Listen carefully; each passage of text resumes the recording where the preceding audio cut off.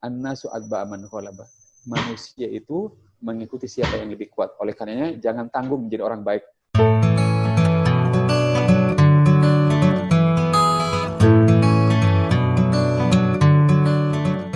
Baik.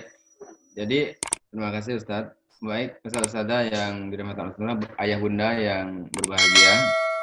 Itu tadi terkait dengan pemaparan Ustadz Ahmad Arkom terkait dengan materi kali ini. Monggo kalau ada yang masih mau disampaikan oleh ayah bunda sekalian, ya bisa di ini ya.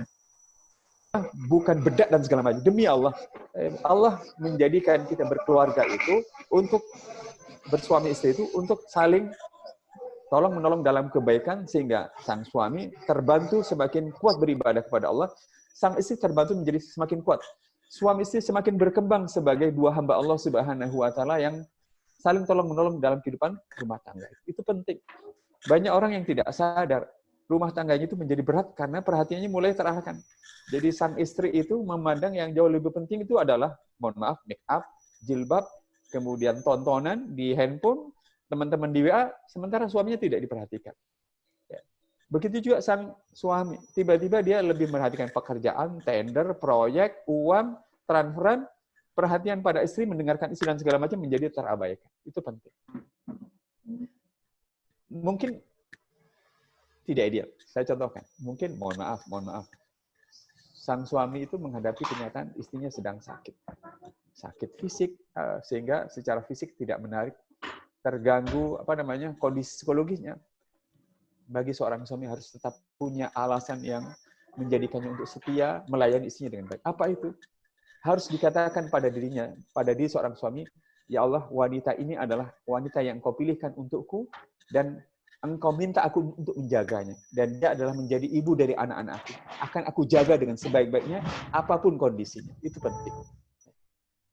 Ayah bunda yang dirahmati Allah Subhanahu wa taala. Saya ingin menegaskan, sekarang banyak rumah tangga itu hancur gara-gara benda yang saya pegang ini, yang kita pegang. Kenapa? Tiba-tiba seorang suami, seorang istri terhubung dengan teman-teman lamanya semuanya, lalu kemudian perhatiannya habis untuk teman-teman lamanya dan tidak tertuju kepada suami dan istrinya, apalagi kepada anak. Mudah-mudahan kita tidak menjadi orang yang seperti itu. Buat kita, demi Allah, Allah memuliakan kita dengan memberikan laki-laki yang menjadi pendamping bagi seorang istri untuk menjadi pemimpin keluarganya dan menjadi ayah dari anak-anaknya. Buat seorang wanita, buat seorang laki-laki, Allah memilihkan seorang wanita sebagai seorang istri untuk menjadi pendamping hidupnya, menjadi penyempurna agamanya, dan menjadi pendamping anak-anaknya juga dan segala macam. Maka suami, istri, anak itu harus menjadi hal nomor satu yang harus kita perhatikan, karena itu adalah amanah dari Allah Subhanahu wa taala. Ini prinsip sederhana tetapi tidak banyak orang menyadarinya. Jadi jangan mentang-mentang di rumah tiba-tiba ada handphone, ada mobil, ada emas, ada rumah dan segala macam, tiba-tiba perhatian kita tertuju pada semua benda itu dan lupa kepada suami, pada istri dan segala macam. Nah, mudah-mudahan itu bisa menjawab. Ustaz Amir, saya pindah ke pertanyaan yang sudah terbaca di layar saya ini. Mau tanya Ustaz ya? Saya bacakan. Yep. Untuk Bentar, poin Ini Bunda Enda tadi resen, nanti kalau karena nggak kedengeran bisa WA lagi untuk feedbacknya. Ya. Nah ini ada pertanyaan berikutnya. Ya. Monggo Ustaz. Jadi ini saya bacakan. Mau tanya Ustaz, untuk poin sentuhan atau touch agar lebih ada kedekatan, bagaimana jika dia sudah mulai masuk remaja yang terkadang untuk touch itu terkadang anak mulai ada rasa tidak nyaman karena malu. Bagaimana solusinya?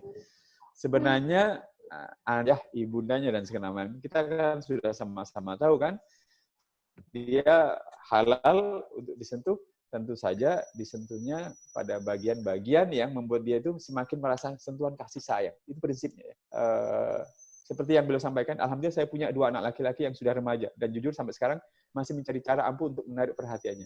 Satu, saran saya Bu, pada saat anak Ibu ini, beliau 2 putra, ini sedang tertidur dan mau sholat subuh, pegang kakinya, pegang pundaknya, lalu pijat-pijat, kemudian sampai dia merasa enak, kemudian bangunkan. Sholat yuk bersama ayah dan ibu dan segala macam. Atau ketika dia sudah baru saja tertidur 15 menit, 10 menit, pegang tubuhnya, lalu pijat-pijat, lalu sambil berdoa mudah-mudahan cita-citamu tercapai dan segala macam. Itu penting. saat-saat tidur itu, atau pada saat anak itu berangkat sekolah, ya, kita bisa memegang pundaknya, hati-hati di jalan, ya, hati-hati di jalan, banyak berdoa dan banyak berzikir. Sentuhan-sentuhan seperti itu akan membuat anak itu benar-benar merasakan suasana yang jauh lebih dekat lagi dengan ayah dan bundanya. Saya langsung ke... Baik, Ustaz, ini pertanyaan yang kelewat, Ustaz. Assalamualaikum, Ustaz. Mohon solusi, Ustaz. Ayah bunda bekerja, anak tidak bisa ditinggal sendirian di rumah. Maka ikutlah anak tersebut ke ayah bundanya ke kantor, sedangkan bunda di kantor pun harus bekerja. Nah, bagaimana menyikapi ini, Ustaz? Syukron, taksir. Ya, luar biasa. Apa namanya? Karir semua, Ustaz. Soalnya ini kita. Gini. Saya ingin menjawab gini. Jadi ayah bunda, saya ingin menegaskan mungkin. Saya sekarang sudah berusia 51. Ya. Saya ingin sampaikan mungkin. Istri saya yang pertama meninggal pada tahun 2019. Karena menderita penyakit yang dideritanya selama hampir 7 tahun. Lalu kemudian saya menikah, istri saya yang sekarang ini sahabat dekatnya istri saya. Pertanyaan yang disampaikan Ustadz Amir itu saya rasakan langsung. Saya sampaikan kepada istri saya yang sekarang ini, bahwa itu tadi, kerja, sekali lagi kerja, itu tidak lebih penting dari suami dan ayah. Apalagi kalau soal nafkah itu sudah bisa tercukupi. Itu penting. Jadi buat ayah bunda yang kerja sekarang, harus segera memilih bahwa anak itu jauh lebih utama untuk diperhatikan dari pekerjaan. Apalagi pekerjaan dalam situasi sekarang bisa segera disesuaikan, Ustadz Amir ya. Karena teknologi digital memungkinkan untuk itu. Itu penting. Jangan kemudian kita jauh lebih mementingkan pekerjaan hanya gara-gara kemudian kita berhadapan dengan situasi keluarga yang ayah kerja, kemudian ibu kerja, dan segala macam. Ingat bahwa suami, istri, anak itu adalah media bagi kita untuk tumbuh menjadi manusia yang berkualitas. Saya tidak kebayang wanita yang kemudian mengabaikan anak dan suaminya demi pekerjaannya.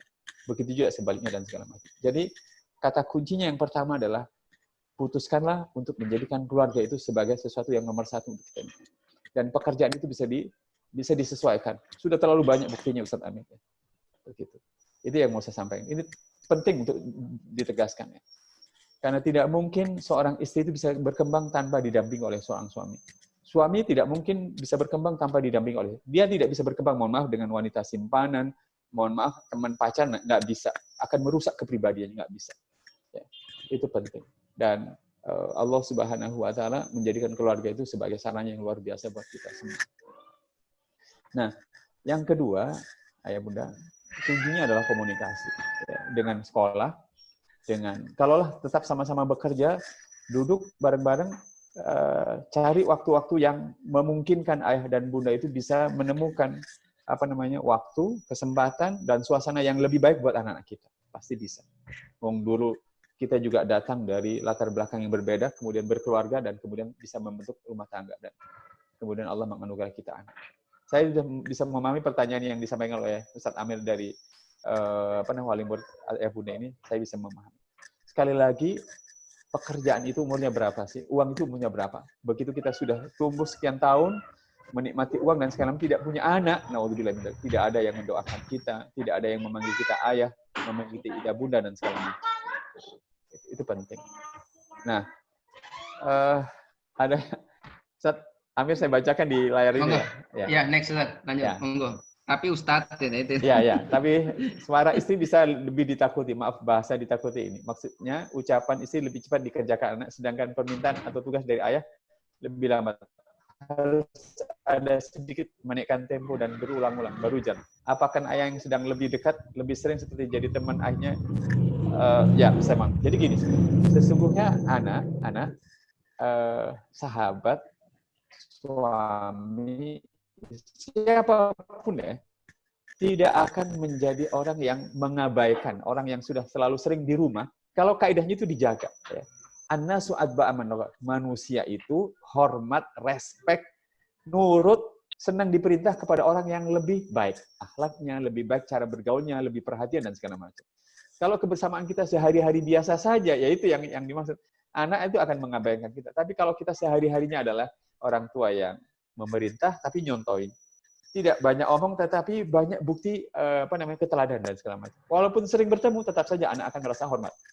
Itu harus dijaga, ya, harus dijaga dengan baik. Walaupun memang mengurangi seringnya bertemu itu memungkinkan orang tua bisa menyiapkan diri jauh lebih baik ketika saat bertemu menjadi bertemu lebih baik.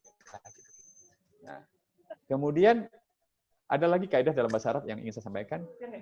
Qimmatul mar'i biqadri ma yuhsinuhu. Nilai seseorang ditentukan oleh kebaikan yang dia kerjakan.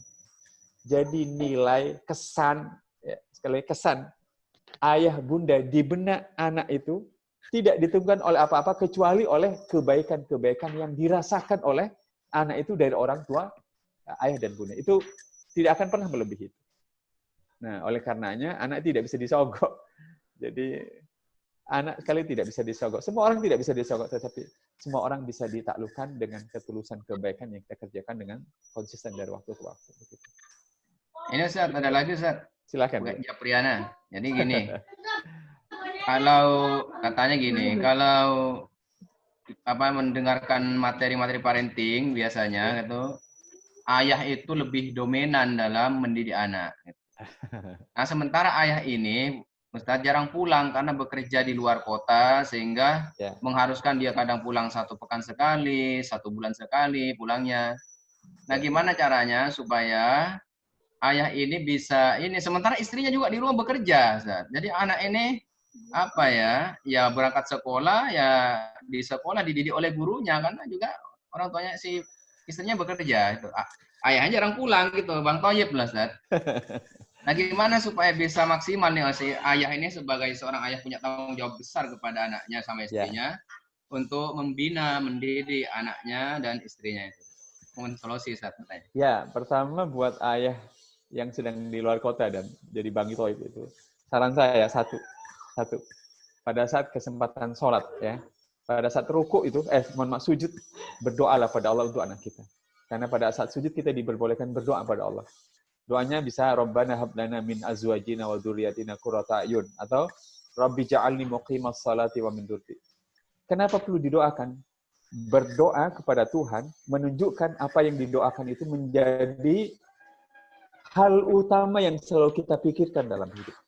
Jadi kalau yang didoakan kepada Allah itu pada waktu sujud adalah anak, berarti anak itu menjadi hal utama yang jauh lebih penting bagi seorang ayah, walaupun ayah itu sedang sibuk di luar kota. Itu penting, permintaan saya itu. Berdoalah kepada Allah pada waktu sujud. Sebab berdoa di waktu sujud itu adalah membuat kita menolak kota. Itu satu. Yang kedua, jangan pelit, jangan mahal untuk berkomunikasi, berkirim SMS, nelpon, video call dan segala macam kepada anak, nanya dan segala macam. Dan waktu video call jangan cerita tentang dirinya, tapi minta anak bercerita tentang diri ya. Apa kamu kerjakan apa dan segala macam. Jadilah pendengar yang baik, pujilah dia dan segala macam. Itu yang kedua yang bisa saya sampaikan. Lalu yang ketiga, kirimkan hadiah dari luar kota. Minta istri kita yang sedang di rumah itu membelikan dan bilang bahwa itu adalah hadiah dari ayah yang sedang ada di luar kota. Itu akan anak merasa nyaman. Kalau 3 hal itu tidak dikerjakan, lalu ayah bilang, nah, ayah mau pulang hari Sabtu. Anaknya bilang, ayah pulang hari Senin aja ya, jangan pulang hari Senin gitu. Ya, seperti itu. Itu penting ya. Nah, ibu di rumah juga begitu. Jadi kaidahnya tadi sudah jelas saya katakan bahwa nilai seseorang itu ditentukan oleh kebaikan yang dikerjakan. Nilai, kesan, citra, rasa suka anak itu akan kuat sebanding dengan jejak kebaikan yang ditinggalkannya ayah bunda yang lebih banyak waktunya di rumah, bunda atau ayahnya, berhitunglah dengan menit, jam, hari, pekan. Itu harus kita katakan bahwa kebaikan yang dirasakan oleh anak itu harus semakin baik.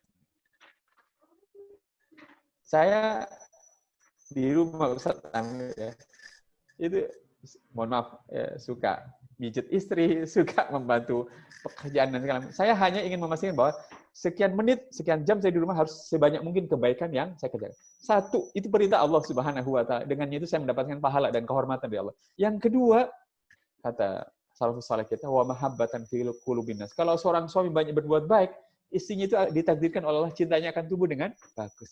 Itu pasti. Nah, jangan biarkan hari, jam, menit, detik itu berlalu kecuali kita mengisikan kebaikan ke dalamnya itu sebanyak mungkin. Sehingga anak, istri, dan segala itu akan menjadi nyaman dengan kita. Mohon maaf, Ustaz Amir. Saya ini suami yang ideal. Saya bilang ke istri saya itu tidak suka, mohon maaf, bau mulut saya itu terasa oleh penciuman istri saya. Satu, Ustaz. Yang kedua, bau badan saya jauhkan dari itu. Benar-benar. Dan yang ketiga, mohon maaf, saya tidak pernah kentut di depan istri saya. Benar-benar saya jauhkan itu. Sehingga mereka itu merasa nyaman dengan saya itu. Ada ayah bunda itu yang mengeluarkan kentutnya dadar, sehingga mengurangi nyamannya komunikasi di antara mereka. Baik, Ustaz. Ya, sebelum ke pertanyaan ini, Ustaz, kita bacakan. Ya, memang itu penting sebagai seorang ayah yang di luar kota. Ya, ini sama-sama merasakan ya orang pada sibuk-sibuk. Itu betul, Ustaz. Memang kita selalu memberi hadiah sama anak kita yang menelpon dan seterusnya.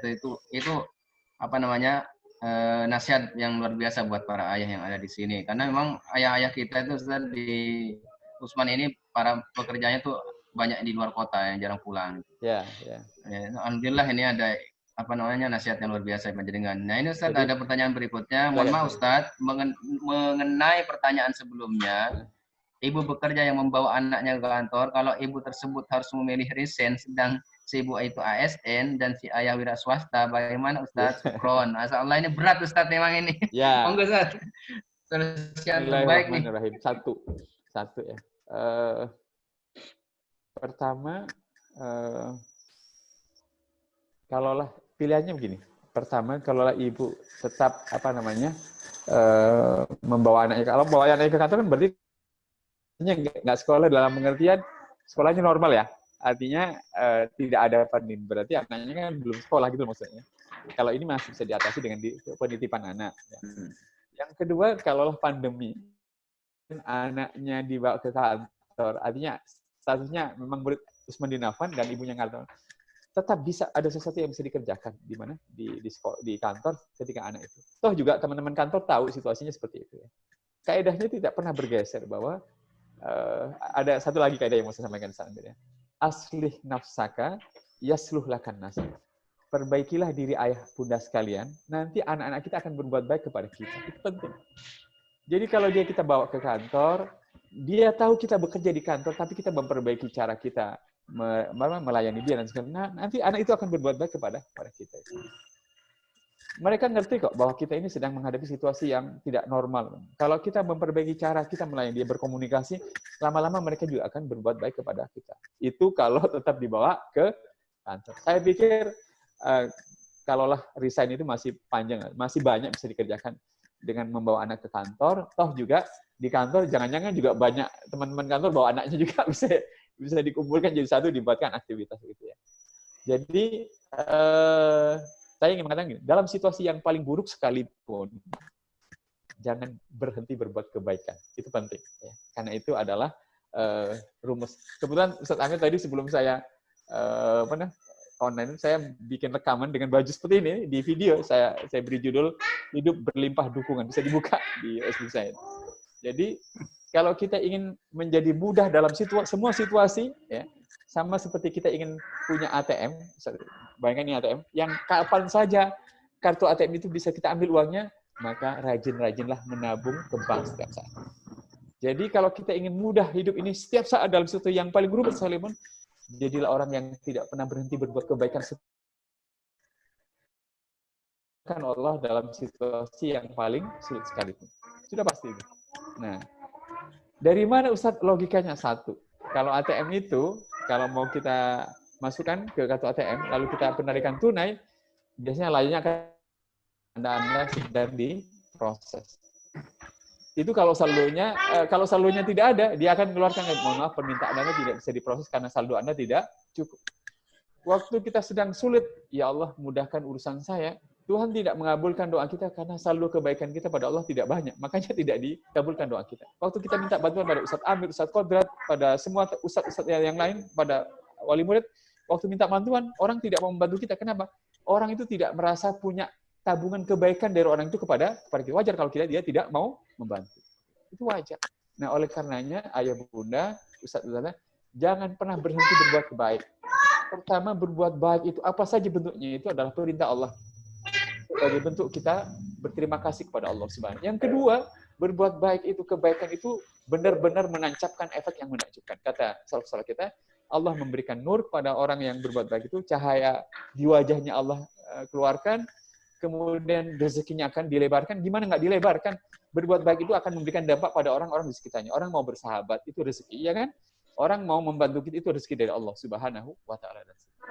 Belum lagi orang mau mengajak kita berbisnis, itu adalah rezeki dari Allah Subhanahu wa Ta'ala. Ya, Ustaz. Jadi ada ini jadi rangkumannya, Ustaz, ya. Ini ada yang kedua pertanyaan, tapi sebelum itu yang ASN tadi itu mungkin ya solusinya, Ustaz, ya. Karena pada saat normal nanti anaknya sudah masuk lagi, kan ayahnya pulang sore, ibunya pulang sore, mungkin solusinya mungkin pembantu ya, Ustaz, ya. Itu kalau solusi pembantu gimana, Ustaz? Untuk jaga anaknya. Gampang, Ustaz. Jadi gini, maksudnya gini. Sebelum segalanya berubah menjadi jauh lebih sulit ya. Mumpung kita sedang berinteraksi ya. Ini penting nih. Mumpung kita berinteraksi dengan anak, buat anak kita itu menjadi anak yang tumbuh kemandiriannya. Nanti dia mandiri beribadah, mandiri belajar, ya kan? Mandiri. Gimana cara menularkannya? Mumpung sekarang ini, mumpung sedang ada di rumah itu. Kalau dia sedang beribadah, kalau dia sedang berikan perhatian penuh, dukungan penuh, pujian penuh, bantu dan segala macam, seperti 5 hal yang tadi saya sampaikan, anak itu akan pelan-pelan berubah. Ustaz Amir, benda yang kita gunakan untuk Zoom ini, handphone kan semuanya, itu sudah susah kontrolnya. Saya ingin mengatakan, susah. Tapi yang akan membuat anak itu punya kontrol diri yang bagus, satu, kalau ayah bunda mulai sekarang menjadikan anak itu menjadi senang beribadah, rindu beribadah kepada Allah Subhanahu wa Ta'ala, menikmati ibadahnya. Kalau ini terbentuk dengan bagus, Allah itu sudah kontrol diri tumbuh, orang tua tidak perlu capek-capek. Karena kontrol diri itu sudah berfungsi dengan baik karena Allah yang menumbuhkannya. Tapi ditumbuhkan oleh Allah, bantu dia dengan penuh yang memang itu yang Allah yang menumbuhkan. Itu penting. Dan ini tidak banyak disadari. Jadi kalau saya ditanya oleh orang tua, Ustaz Darkong, gimana anak saya A, B, C, D, saya minta satu saja. Yang pertama, secara fundamental, bantu anak kita akan menjadi anak yang ibadahnya tumbuh dengan bagus. Bisa dijalani dengan penuh rasa cinta dan bukan terpaksa. Tidak mudah, tapi akan mudah kita ajakkan, asal orang tuanya itu menjadi teladan yang baik buat anak-anak kita. Itu Ustaz Amir. Baik, Ustaz, ini pertanyaan ke berikutnya, Ustaz. Assalamualaikum Ustaz, saya mau bertanya. Alhamdulillah anak-anak saya sudah soleh meski ngeyel-ngeyel sedikit. Sholat tidak mau nunggu disuruh, mandi juga tidak mau nunggu disuruh. Tetapi dalam hati kecil saya selalu ragu, apakah anak-anak saya ini betul-betul taat atau takut? Yang mau saya tanyakan adalah, apa yang bisa kita jadikan tolak ukur kalau anak-anak saya ini adalah benar-benar taat, tetapi bukan takut kepada orang tuanya atau pada gurunya ya. Karena saya takutnya ketika dewasa baru melihat kalau anak-anak saya ini ternyata takut tetapi bukan taat. Mohon penjelasan. Pertama, wah ini harus menerawang ya. Nah, itu pertama gini. Jadi orang tua itu tidak perlu mengukur ke dalam-dalamnya. Jadi apa yang tampak secara lahiriah itu cerminan dari suasana batinnya, itu penting. Itu tidak mungkin anak itu secara konsisten menampakkan sholat tepat waktu kalau dia sekedar takut bukan taat, pasti itu penting. Nah, oleh karenanya cara mengukur apakah anak itu takut atau taat itu ada konsistensinya. Ya. Apakah dia kerjakan hari ini, besok dan seterusnya. Yang kedua, apakah tetap dikerjakan ketika ada orang tuanya dan tidak ada orang tuanya. Dan kalau ketemu tidak konsisten, kita tidak perlu terlalu khawatir, kita perlu memperbaikinya saja menjadi jauh lebih bagus dilaksanakan oleh anak-anak kita. Ya. Anak-anak yang menunjukkan fenomena ketaatan, sholat yang secara lahir nampak itu sudah kita syukuri. Karena memang kita juga begitu orang tuanya. Memperbaiki batinnya itu yang perlu kita latih sedikit demi sedikit.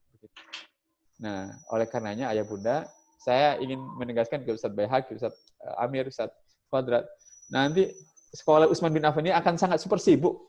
Karena sekarang ayah bunda di rumah itu bukan menjadi guru, menjadi kepala sekolah di rumah. Jelas itu. Karena juga wakil kepala sekolah plus security juga. Sudah jelas itu. Nah, pertanyaan akan sangat panjang begitu. Nah, belum lagi mereka harus kerja dan segala macam. Pasti sangat sibuk. Nah, tapi itu ladang pahala yang luar biasa buat kita. Dan insya Allah saya ingin menegaskan, kalau saya ditanya satu kunci saja, gimana agar anak terbantu belajar yang cepat, jangan pernah lelah kita menjadikan diri kita model terbaik buat anak-anak kita. Begitu kita menjadi model terbaik, contohnya gini, kamu nanti kalau mau pulang ke kampung, mau duduk dengan siapa? Duduk sama ayah, itu sudah kelihatan. Kalau nanti liburan, nanti berpergian dengan ibu, dan itu sudah kelihatan jadi model. Kalau nanti kamu ada mau pergi ke A ke B, nyebut ayah ibu, itu berarti sudah jadi model. Tapi kalau sudah sampai nyebut nggak mau sama ayah, nggak mau sama ibu, hati-hati, itu sudah menjadi perhatian buat kita. Kesempatan ayah bunda, anak-anak itu waktu SD itu anak-anak yang bisa kita ajak, kita marah silakan. Kalau nanti pas anaknya SMP, SMA marah, hati-hati, bisa ditawar oleh anak-anak kita. Mumpung masih SD dan TK itu masih bisa diintervensi. Tentu marah itu ada porsinya, dan hal-hal yang lain harus lembut dan segala macam. Saya sudah merasakan. Baik Ustaz, ini berikutnya Ustaz. Ya. Ini sudah, mohon maaf ayah bunda, ini saya ingatkan tinggal 10 menit lagi waktu kita. Nah Ustadz, ini dampak secara tidak langsung karena pandemi. Anak-anak ada keinginan menjadi YouTuber karena sering lihat YouTube ya Ustadz di rumah ya, atau expose player karena tergiur pada pendapatan besar. Kita sudah jelaskan bahwa pekerjaan seperti itu kurang bermanfaat. Terus bagaimana cara menjelaskan paling jitu karena masih sulit diterima oleh mereka Ustadz? Jadi begini, mungkin beliau yang bertanya itu harus lebih clear memandang YouTuber itu ya. Karena mungkin yang YouTube yang dilihat oleh anak itu mungkin video tentang A, B, C, D ya. Yang mungkin melulu hiburan itu, lalu dia dapat uang. Padahal memang kalau kita lihat, YouTuber itu tema-tema yang diangkat macam-macam. Dan memang positif jadinya. Saya sampaikan itu, saya juga kenal dari adik saya yang tinggal di Bogor sekarang.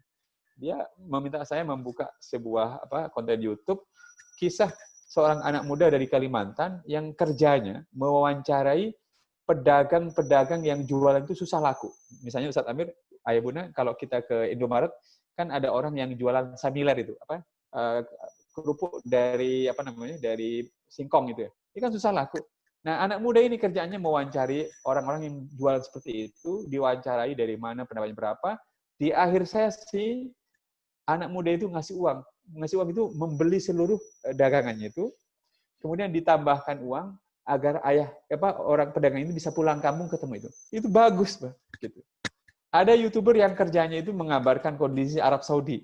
Ada YouTuber yang kerjanya itu membongkar mainan lalu menjelaskan mainan ini bermanfaat dan segala macam.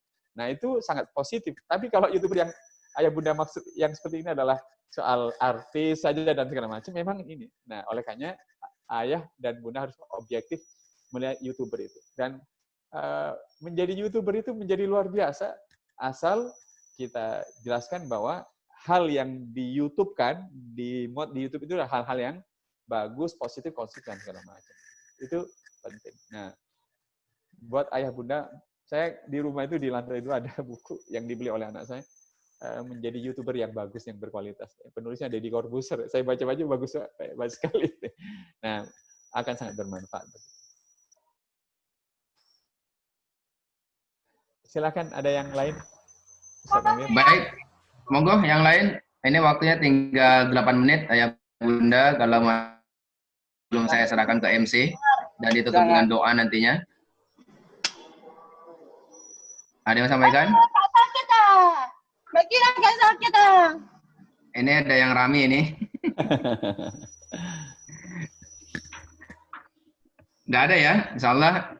Ustaz, ini sampun ayah bundanya sudah banyak disampaikan. Alhamdulillah, terima kasih antusias. Jangan pernah berhenti berdoa pada waktu kita di hadapan Allah Subhanahu wa taala. Boleh pada waktu sujud kita berdoa Rabbana hab lana min azwajina di salat-salat, terutama di salat sunnah. Karena salat wajib kan kita ikuti imam ya. Berdoa itu, atau Rabbi ja'alni muqimas shalah. Kenapa harus waktu sujud dan waktu di hadapan Allah? Itu membuat kita menempatkan keluarga itu sebagai hal utama dalam kehidupan ini, lebih utama dari yang lain-lain, sebagai sarana pendamping kita beribadah pada Allah. Yang kedua, tadi saya sudah sampaikan, sudah sampaikan, aslih nafsakah yaslulakan nas. Ayah bunda, mari perbaiki diri ayah bunda, nanti anak-anak kita akan berbuat baik pada kita. Begitu kita disaksikan oleh ayah bunda, oleh anak-anak kita menjadi ayah bunda yang terus memperbaiki diri, anak-anak akan dengan tulus berbuat baik pada kita. Begitu juga istri. Begitu sang suami menyaksikan istrinya terus-menerus memperbaiki ibadahnya, memperbaiki macam-macam, otomatis suami akan berbuat baik kepada dia. Begitu juga istri pada suami. Asli nafsakah yaslulakan nas. Perbaikilah diri Anda, maka orang akan berbuat baik pada Anda. Yang ketiga, an-nasu adba'a man ghalaba. Manusia itu mengikuti siapa yang lebih kuat. Oleh karenanya, jangan tanggung menjadi orang baik. Jadi orang yang baik, kebaikan kita itu benar-benar luar biasa. Tapi luar biasa itu karena bukan ingin dipuji orang, karena kita ingin mendapatkan timbangan berat di hadapan Allah Subhanahu wa Ta'ala. Itu yang harus kita inginkan. Sehingga kebaikan kita maksimalkan agar nanti salah satu efeknya itu anak, suami, semua orang itu akan respect dan mau mengikuti kita.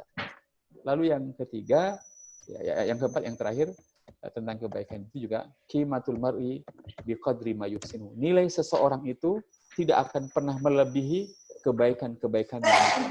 Oleh karenanya, buat anak-anak menyukai kita bukan dengan cara memaksanya, bukan dengan cara merekayasanya, tetapi dengan kebaikan-kebaikan yang tulus kita kerjakan pada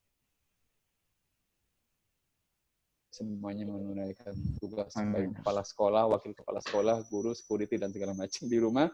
Mudah-mudahan tugas ini akan memperberat dan memperbanyak pahala kita di hadapan Allah Subhanahu wa Ta'ala. Wabillahi taufiq wal hidayah. Assalamualaikum warahmatullahi wabarakatuh. Baik, ayah bunda, saudara-saudara yang dirahmati Allah, itu tadi apa yang disampaikan oleh Ustaz Ahmad Arkom. Apabila ada yang salah juga dari saya, mohon maaf atas kebenaran saya. Kebenaran datangnya dari Allah dan kesalahan dari saya pribadi. Saya serahkan ke MC. Assalamualaikum warahmatullahi wabarakatuh. Siapa mengenai itu? Apa MC? WhatsApp. Ustadz Yana.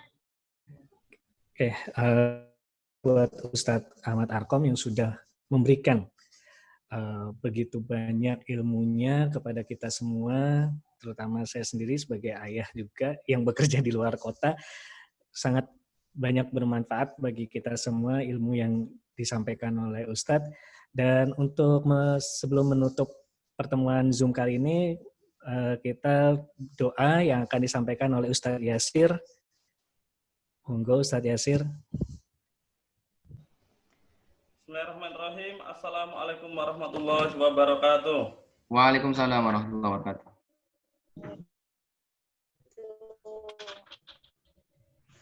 Ustadz, Ustadzah, dan ayah bunda yang saya hormati, izinkan saya untuk memimpin doa pada acara penutupan seminar parenting pada kali ini. Marilah kita tundukkan hati kita kehadrat Allah Subhanahu wa Ta'ala. Allah hadiniyah wa ala kulli sholihah. Al-Fatihah.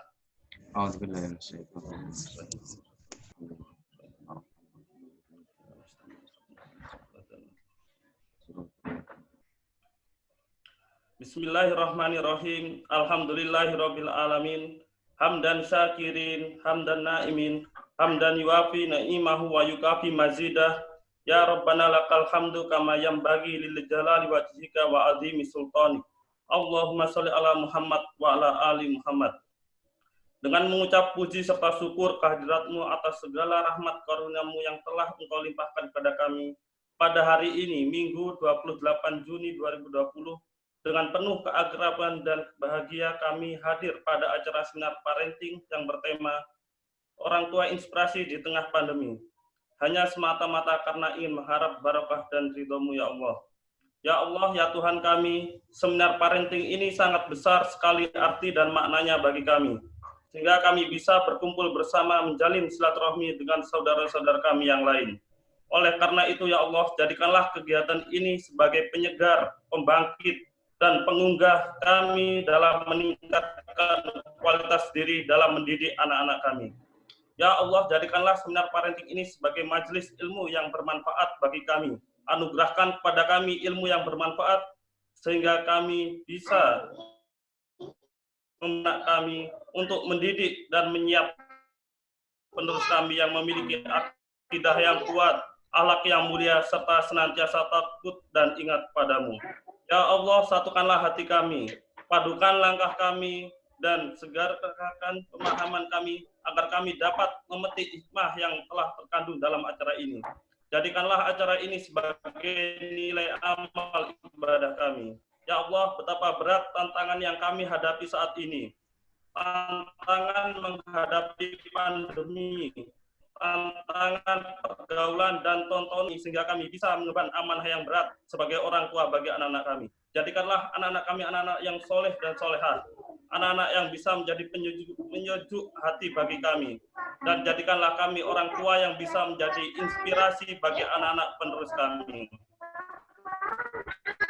Rabbana hab lana min azwajina wa dzurriyyatina qurrata a'yun waj'alna lil muttaqina imama. Rabbana ighfir lana wa li ikhwanina alladziina sabaquna bil iman wa la taj'al fi qulubina ghillan lil ladziina amanu. Rabbana innaka antar ra'ufur rahim. Rabbana ja'alna wa auladana min ahlil ilmi wa ahlil khairi wa la taj'al wa iyyahu min ahli syarri wa ahli dzurri. Innaka ala kulli syai'in qadir.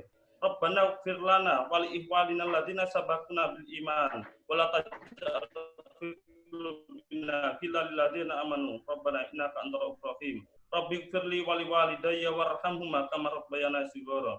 Rabbana la tuzigh qulubana ba'da idh hadaitana wa hab lana min ladunka rahmah innaka antal wahhab. Rabbana zalamna anfusana wa illam taghfir lana wa tarhamna lanakunanna minal khasirin. Rabbana atina fid dunya hasanah wa fil akhirati hasanah wa qina adzabannar. Subhanaka rabbika rabbil izzati amma yasifun wa salamun alal mursalin walhamdulillahi rabbil alamin.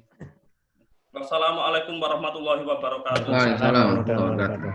Terima kasih untuk Ustadz Yasir.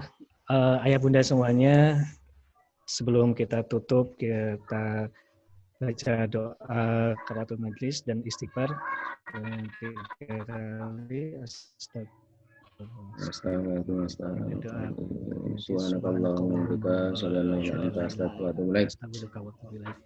Terima kasih untuk ayah bunda semuanya yang sudah menyempatkan pagi hari ini untuk bisa bergabung di parenting kali ini, dan semoga ilmu yang disampaikan oleh Ustadz Arkom juga bermanfaat bagi kita semua. Dari saya sebagai MC, saya mohon maaf jika ada kekurangan. Saya akhiri. Wassalamualaikum warahmatullahi wabarakatuh. Waalaikumsalam warahmatullahi wabarakatuh. Terima kasih semuanya. Monggo di lift.